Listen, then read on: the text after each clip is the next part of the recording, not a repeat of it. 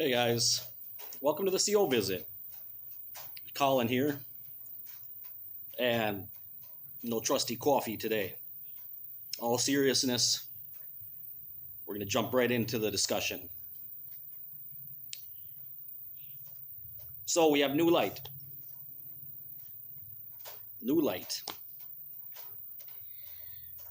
I heard this last night, and I want to give a quick shout out to one of my subscribers, someone that's been here for a long time with the channel, Jay. Thank you. He was the one that brought this to my attention. And so I went and did some research on jw.org and confirmed it.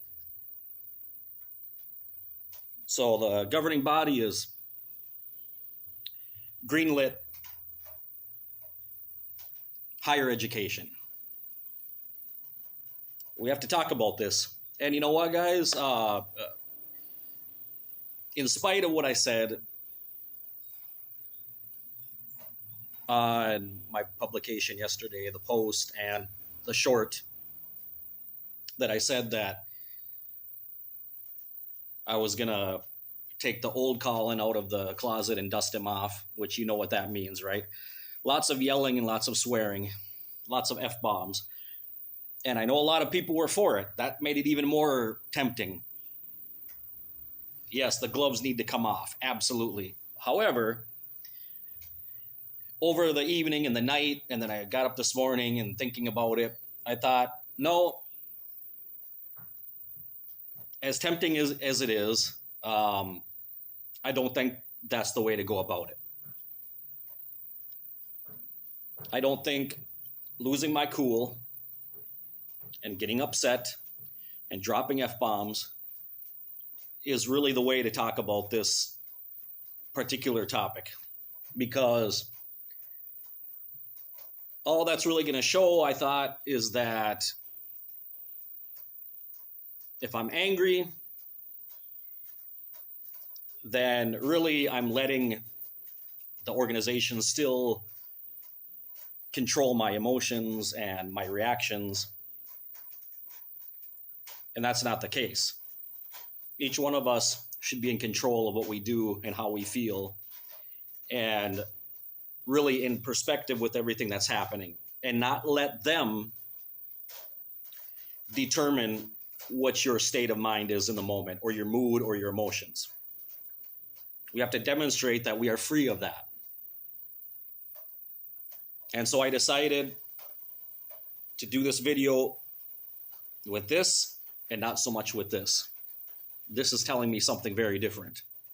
But because of the proliferation of, these pomies and active witnesses that come on the channel, and they see you upset, and they use that against you. So I'm not going to get upset. Keep a cool head. And with logic, we're going to talk about what's going on and why this particular decision from the governing body is particularly destructive and evil. First of all, what I want to mention to you guys, and especially the active witnesses that are out there, I've told you guys, I've told you, I've said it time and time and time again. I've been saying this for years now, years. And one by one, they're coming true. They're becoming fulfilled. It might take time, but it never fails. With this decision to now make it a family matter, a conscience matter of getting higher education, this is the beginning of the end for the Watchtower Society. Active witnesses, take note, pay attention to this. This is the beginning of the end. Do you know why? Because as I've said many times in the past, this is the very beginning. This is the first one, the big one.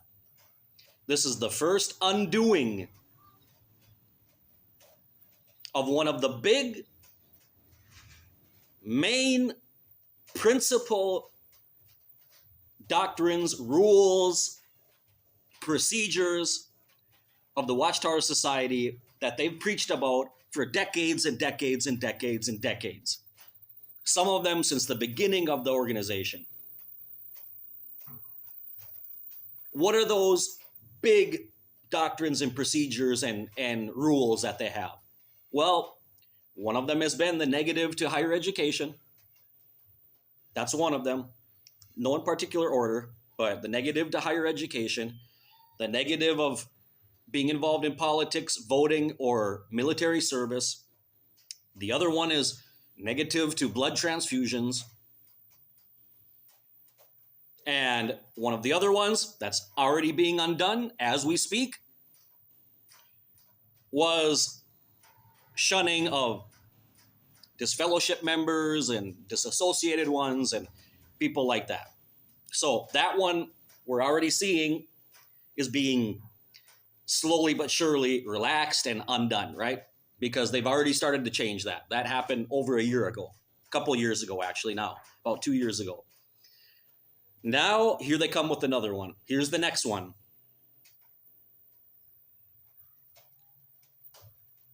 I know when I heard this for the first time, it made so much sense. When I went on to jw.org last night and I watched the update number 5, which you can watch, and I knew this was 100% true, regardless of what they say, regardless of how the governing body member painted it, because you have to be careful, and this and that, and if you're going to move away from home, there's dangers. It doesn't matter. Do you know why I know that's what their intent is and why it's 100% true? Because they changed the name of it. When the governing body makes a slight change to a phrase that they've used for decades, then you know they're getting rid of it. Why? Because as they do that, what they want to do is they want to take attention away from the fact that, like, the shock that this change is happening. So what do? They didn't say higher education, right? Changing our views of higher education, because that's what they've always said. They've always used that term, higher education, higher education. We have to be careful with higher education. Higher education will take you away from Jehovah. Don't spend your time and resources on higher education because that can lead you out of the truth. Don't get a higher education because you should be spending that time for kingdom interests. The end is right around the corner. We don't have time for this. So that would have been very shocking. So what do? They change the name a little bit. They distract you.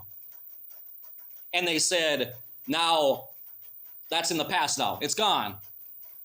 Ex-witnesses, one more thing that defined the time that we were in the organization, gone with the swipe of a pen. And a broadcasting video on jw.org. All the decades and decades and decades that we heard about higher education is no longer.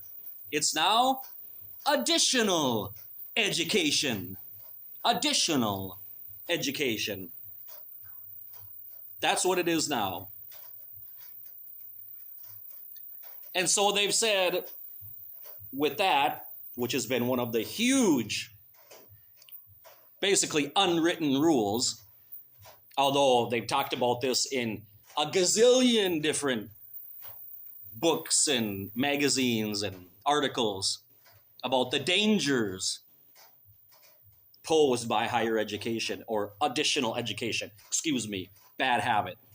Where did that come from? I don't know. You tell me. And now all of a sudden, they say, well, this is a matter that needs to be discussed between the young person and their parents. They need to make the decision. Well, you don't say, Sherlock. Really? My friends and active Jehovah's Witnesses out there, this always was a decision, should have been a decision only between the person who's going to study and their family. The governing body, the body of elders, circuit overseers, should have minded their own damn business from day one and not get involved in the decisions that autonomous families, parents make with their children, knowing what it can mean, the consequences for their future. You had no business ever. And you have no business either. And I know that's why this is the next one that's going to fall. One of the next ones with the blood issue. You have absolutely no right, no business telling any person or any family or parents what kind of medical treatment they should get or accept or reject based on a biblical concept that still in 2025, you keep demonstrating your ignorance and you don't understand. You don't understand why God prohibited eating blood in Leviticus. Eating, dietary prohibition. You still don't get it. And as long as you don't have the Holy Spirit, you will not get it. And you will continue teaching a false doctrine. You will continue lying. And in that lie, you have caused thousands of people to lose their lives. And in the case of education, why are we indignated? Why are we upset about this? Because this is something I don't think there's even one of you out there. I don't think there's anybody that has watched this channel, unless by some grace of God, you had the opportunity in your personal case to continue on with your education and go to college or the university or wherever you went. But the great majority of people watching this channel gave it up. They gave up higher education. They took the menial, part-time, minimum wage jobs in order to go to meetings and pioneer and all that kind of stuff. Or because they wanted to become a ministerial servant or an elder or whatever. This has been a nefarious, vicious, evil, illogical doctrine that has ruined the lives of millions of people all over the world. Do you guys remember a while back I made a video? Do you remember that video that was on the broadcasting? On one of the updates where they interviewed those two young people from Nicaragua? Both of them had the opportunity to become doctors. And they threw it all away. They gave it up. And now they're working these menial jobs so that they can give more time to the kingdom. Well, what do you think they're thinking now? How do you think they feel? Hey, governing body, why don't you bring them back on the show and tell them and ask them now, how do they feel? Now that additional education under advisement and under careful review with your parents is a personal choice. Now that you gave it up. That's a crime, guys. That's a crime. It should be illegal. They should go to prison for this. Especially the opportunities they took away by brainwashing these people that live in these third world countries. When these people, who are very few, these young ones that have the blessing of having the resources and the opportunity to actually go to college or go to the university and learn law or medicine or engineering or whatever it is, and they gave it up. Do you know how many people in Nicaragua or Honduras or other places wish they had that opportunity and never get it? And here these people are. They had the opportunity, but because of the manure that they have in their brain, because of being Jehovah's Witnesses, they give it up. And now, to add insult to injury, to kick you in the ribs while you're down, here comes the governing body, and now they say it's okay. Oh, the hypocrisy of it all. the disgusting hypocrisy of all. And Jehovah's Witnesses, you're going to still sit there and tell me these people are God's representation here on the earth? Are you going to still keep believing it? Do you still believe that?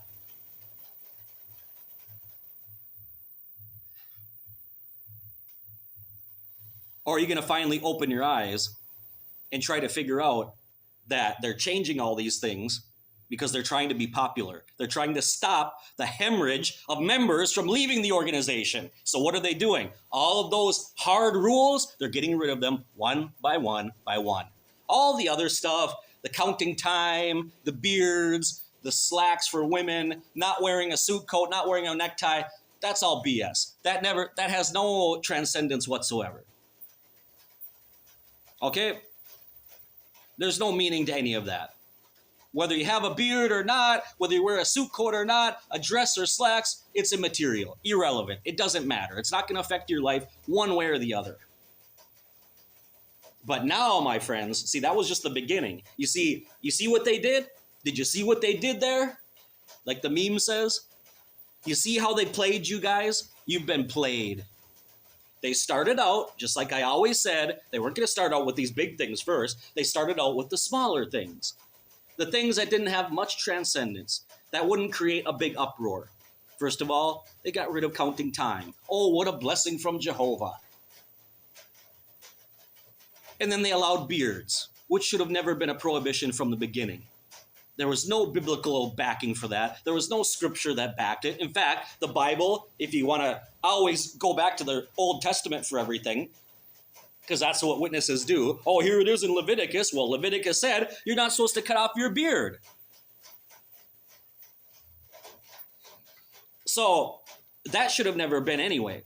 And then the slacks and the not wearing a suit coat, that's just pure popularity. They're trying to be progressive now.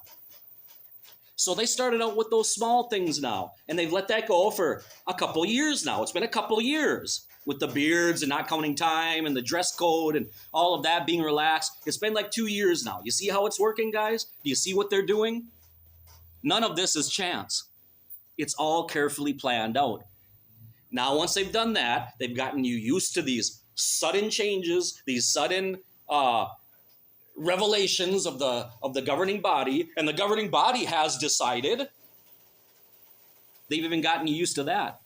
It's not New Light from Jehovah even anymore. It's just the governing body decided. So now, after 2 years of getting you used to these sudden changes, just you don't know when a change is going to come, now they're starting with the big ones.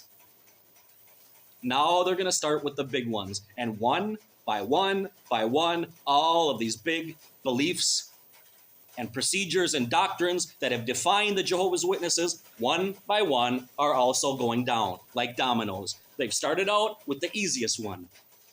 The one that no one's going to complain about, except for the people, like I said, in the past, that lost their opportunity. You see, additional education is not as easy as a suit coat or a necktie or a beard or a dress or slacks. It's not that easy. It's not that easy just one day to not do it and then the next day say, hey, I'm going to grow a beard. Or, well, I can buy slacks now. It's not that easy. Now that higher education is now allowed, those of us and those of you that are out there that went on with your lives, you didn't get that education. You've been struggling your whole life. You raised your families, raised your kids, probably didn't have them go to college either. And now you're staring down the barrel of mid-age or even older. A lot of you are now in your senior citizen years. And you look back and you know, at this level, at this point in life, very difficult, right? You can't just say, oh, well, now it's okay. Now I'm going to go to college now. It's just, what's the point now? What's the point now? Do it just to do it? It makes no sense because, you know, a lot of us at our ages, you're not going to get a job anyway. You're not going to be able to get a job. if you're in your 40s, 50s, 60s, you're not going to get hired at a job. It's really difficult. This is a young person's world. And especially here in these countries like where I live, this is a reality of life. Okay? I'm going to tell you what the reality is in Honduras. I'm going to tell you what the reality is in Honduras, and this goes for most of Central America, South America. This is hundreds of millions of people live under this reality. Okay? If you live in any Hispanic country or any Central or South American country, including Brazil, including other places like that, there's other countries that speak French. There's some that, like the Guyanas, they speak English and French and all these other ones. But any of these countries here in Central or South America, you've got until 35 years old to establish yourself and get a job. That is the reality. 35 years old. Any job offer that you see out there in the online and social media, the paper, newspapers, if anybody reads those anymore, but they're all going to say, because it's not like the United States, they actually publish an age, say that 3 times fast, age range. They have an age range and they have the gender. See, you can't do that in the US, but down here, doesn't matter. Those rules don't apply down here, those laws. They will tell you for a certain job, you have to be male or female, and then there's a minimum and maximum age. And usually it's going to be from 19 to 30 or 35 years old. The majority of the job offers say 35 years old. Unless it's a really, really, really unique or a very specialized type of job that maybe not many people have studied that profession, maybe you could get hired if you're older than that. But most jobs that most people can do, 35 years old. You got to get your act together by the time you're 35. After that, if you're like me, I'm in my mid-40s now, forget about it, Jack. And thank the Lord, I'm lucky enough where both in the construction projects and in education, at least in education, I'm established. I've been at my job for 7 years now. And, they told me I can be there as long as I want. That's up to me. So I'm perfectly happy there. And with the construction projects, what's always given me an in to be able to work in those projects is my knowledge of metallurgy and safety procedures. Okay, that's why in almost all of the projects that I've worked in, I've been the safety engineer, the safety manager, because I brought that knowledge from the US and I've studied and I've implemented a lot of those like OSHA norms and things like that at construction projects. Okay, but like I said, still nowadays that's getting more and more common though, that engineers are now, that's being incorporated into their curriculum. They're being taught those things as well. So now more than ever, more than when I started out here in Honduras, decades ago, nowadays you're seeing more and more people with that knowledge as well. Younger people that are coming out of the university and young engineers, and they already have knowledge of safety procedures and environmental procedures and all that kind of stuff. So I'm becoming obsolete as well, even in that area. And they can pay those people way less than what they would have to pay me. So that's the reality of a lot of these countries. That's why when you see these people, like the ones in Nicaragua, in a third world country, a poor country, giving up those opportunities, Americans might not realize the depth of that, how serious it is. But in these countries, that's suicide. It's career and it's financial suicide because you only have until your 30s to get yourself established. If you didn't do it, you're not going to do it. Women, much less. That discrimination and sexism is alive and well down in these parts. Women have even less opportunity to get a job, especially at those ages.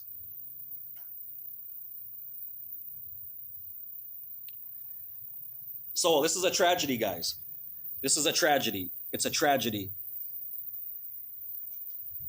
I don't know how they came to this decision. I don't know. Maybe they finally got it. Like I said, maybe the governing body finally, in their dim-witted brains that they have, Stephen Lett and the other ones, maybe they finally got it. Maybe they looked at the Mormons and other churches who actually encourage their members to get more education. They encourage their members to get good jobs and become successful.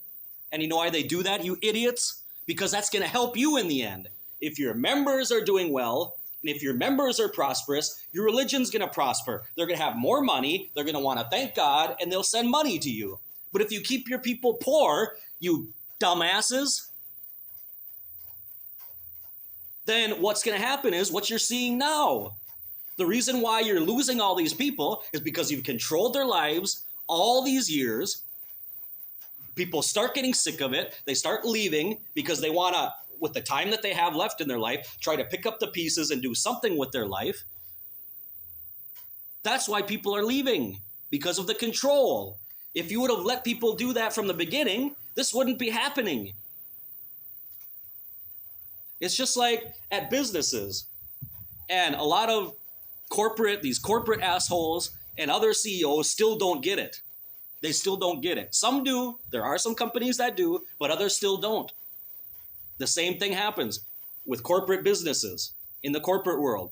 If you pay your employees a decent wage, if you treat them well, if you recognize them, if you give them good benefits, then guess what? Your business is going to prosper because the people will have more loyalty and they will have more motivation to do a good job at work.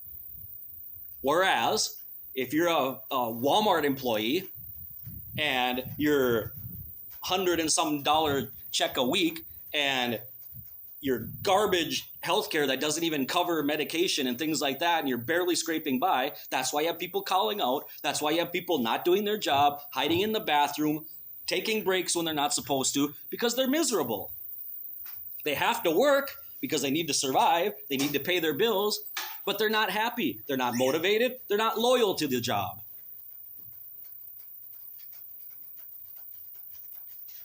You see, it's counterintuitive. It's illogical. What the Watchtower has done all these years, like many businesses have done, because Watchtower is a business too. Come on, let's be real here. Get real. It's a business.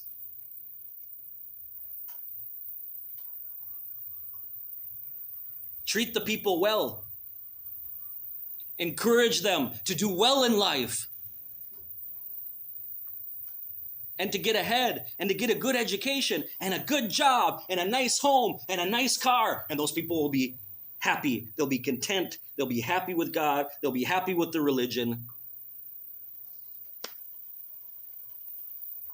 It's just so stupid. Governing body, you guys are so stupid. All because you want to keep up this BS narrative of the end and this and that and the kingdom. Come on. Just come off it now, guys. Come off it. To drop this little charade you have that nowadays it's just so ridiculous. It's absurd.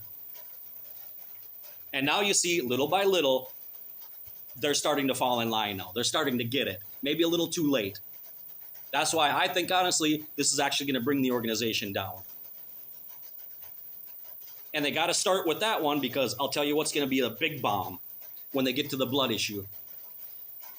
The blood issue and the military service and voting and all of that, because that has affected lots of people in many countries. People that have gone to jail, people that are in prison right now as we speak. That's going to be a kick in the teeth.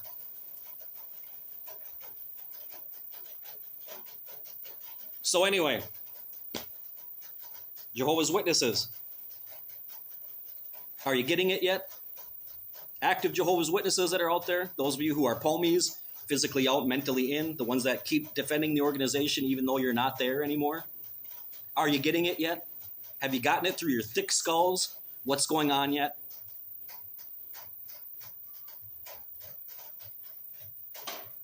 some food for thought for today. Well, I appreciate you watching this video. Down below, you can like and subscribe to the video if you're not already. If you are, at least give a like. You got the option of the super thanks and all of those. If anybody wants to send a small donation, it's very much appreciated. It's just so much to process. You know what? This just...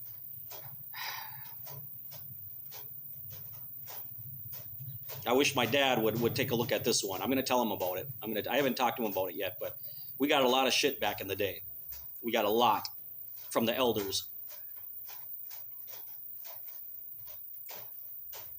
We got pulled back into the back room quite a few times over that, and when we went to college, you know, but against the congregation, and we got a lot of criticism for it, and my dad did especially, and that's something that he's always been resentful for because of how he got treated. So I wonder how he's going to react to this. Hey, guess what, Dad? Higher education is okay now. Unfortunately, all the elders that would have been relevant from my congregation, they're all dead now. So what can you do? Anyway, appreciate you guys being here. I'll see you in the next CO visit. Be blessed, everybody.